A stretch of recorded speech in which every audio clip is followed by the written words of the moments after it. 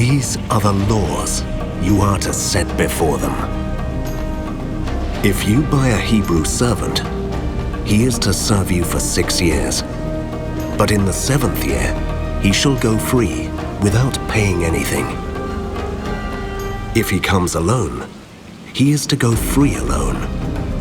But if he has a wife when he comes, she is to go with him.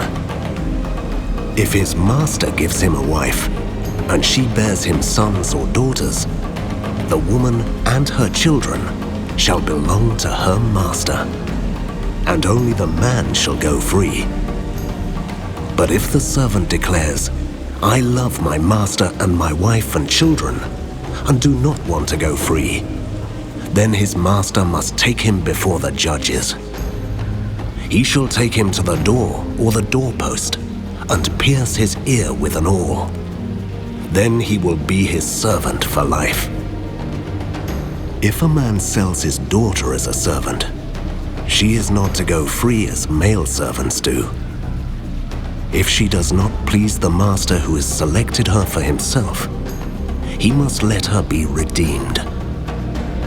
He has no right to sell her to foreigners, because he has broken faith with her. If he selects her for his son, he must grant her the rights of a daughter. If he marries another woman, he must not deprive the first one of her food, clothing, and marital rights.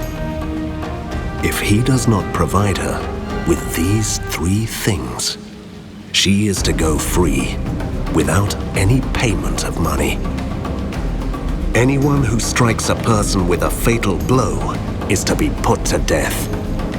However, if it is not done intentionally, but God lets it happen, they are to flee to a place I will designate. But if anyone schemes and kills someone deliberately, that person is to be taken from my altar and put to death.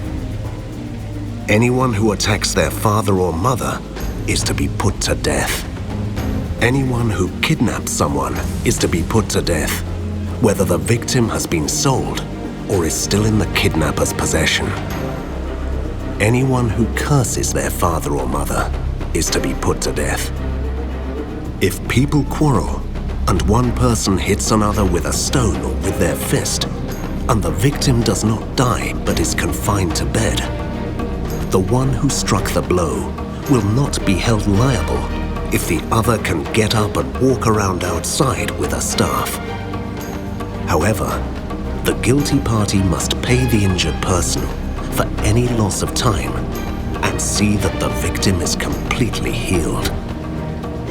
Anyone who beats their male or female slave with a rod must be punished if the slave dies as a direct result.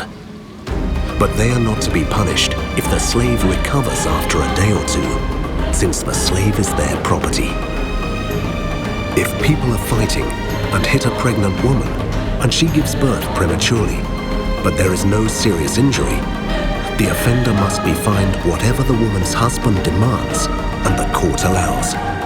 But if there is serious injury, you are to take life for life, eye for eye, tooth for tooth, hand for hand, foot for foot, burn for burn, wound for wound, bruise for bruise.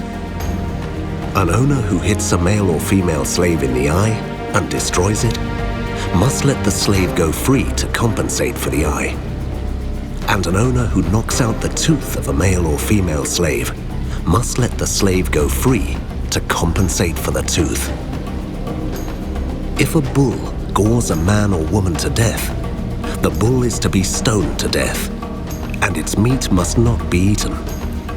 But the owner of the bull will not be held responsible. If, however, the bull has had the habit of goring, and the owner has been warned but has not kept it penned up, and it kills a man or woman, the bull is to be stoned, and its owner also is to be put to death. However, if payment is demanded, the owner may redeem his life by the payment of whatever is demanded. This law also applies if the bull gores a son or daughter. If the bull gores a male or female slave, the owner must pay 30 shekels of silver to the master of the slave, and the bull is to be stoned to death. If anyone uncovers a pit or digs one and fails to cover it, and an ox or donkey falls into it, the one who opened the pit must pay the owner for the loss and take the dead animal in exchange. If anyone's bull injures someone else's bull and it dies, the two parties are to sell the live one and divide both the money and the dead animal equally. However, if it was known that the bull had the habit of goring, yet the owner did not keep it penned up, the owner must pay animal for animal and take the dead animal in exchange.